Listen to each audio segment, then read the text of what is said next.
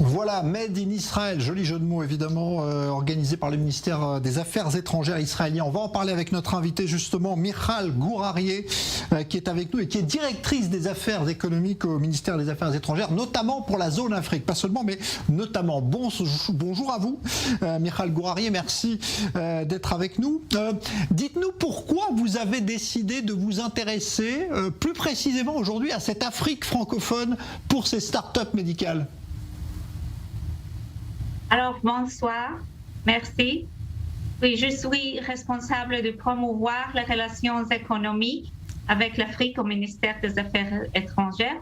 Et nous avons vu que la pandémie de Covid est devenue un catalyseur de la modernisation des systèmes médicaux dans tout le monde.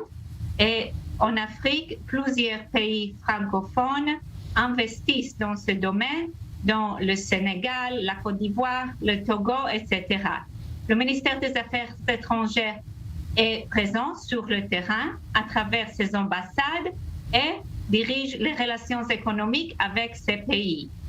Enfin, nous rendons ces opportunités accessibles aux entreprises israéliennes. Mais c'est vrai que c'est compliqué, on va dire, pour ces entreprises à la base d'aller vendre leurs produits dans ces pays parce qu'on parle principalement le français. Ça veut dire quoi? Qu'elles vont devoir peut-être embaucher, utiliser des salariés francophones pour aller se développer là-bas? Oui, alors, excuse-moi, et aussi la connectivité physique avec l'Afrique de l'Ouest est très difficile. Et alors, nous avons tiré parti du fait que les cadres du monde entier sont désormais habitués aux événements numériques pour rendre ce marché accessible, ce qui n'aurait pas été possible il y a 2 ans. Et nous avons produit, en collaboration avec l'Institut israélien de l'exportation, une exposition et une conférence virtuelle au cours desquelles 19 entreprises israéliennes ont présenté leurs solutions en français.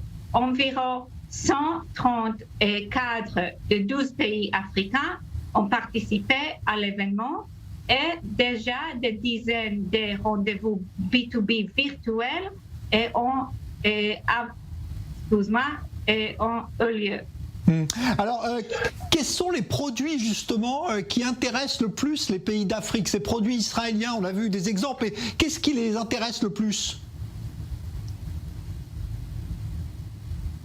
Oui, en fait, Israël a de nombreuses technologies qui peuvent vraiment sauver des vies en Afrique, et de la télémédecine aux pansements avancés qui traitent les infections. Et par exemple, aujourd'hui, en Afrique, une femme enceinte doit quelquefois voyager une journée entière pour un examen médical. Comme nous avons vu, la société Taitocare dispose d'un kit qui permet l'examen sans quitter son village. La société Cassis a développé un attel qui s'adapte au bras d'une personne blessée ou handicapée en 5 minutes et sans équipement ou formation spécialisée, etc., etc. Vraiment, en Israël, il y a de nombreuses technologies très pertinentes pour les défis de l'Afrique. Alors c'est vrai que c'est tout à fait étonnant de voir comment tous ces produits sont adaptés au marché africain. Un mot sur la coopération globale. Israël est présent en Afrique depuis très longtemps déjà, et l'Afrique francophone, il y a une coopération importante déjà, parce qu'il y a beaucoup d'ambassades d'Israël qui sont ouvertes là-bas. Oui, absolument.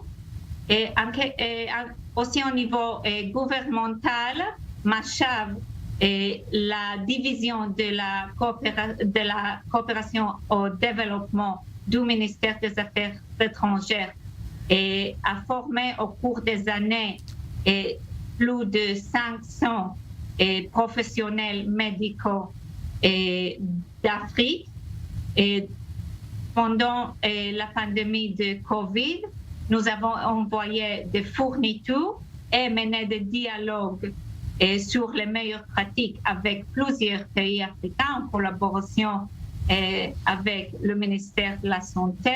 Nous avons offert à l'Afrique 1,5 million de doses de médecins et ce jour, en tant qu'observateur au sein de l'Union africaine, nous élaborons un plan de coopération avec le Centre africain de contrôle des maladies et ce plan offrira ainsi aux entreprises israéliennes des opportunités de faire des affaires et aussi contribuer au bien-être des populations africaines.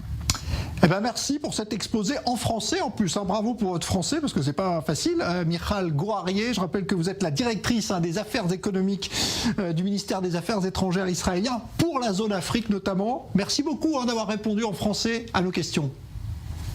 Merci beaucoup.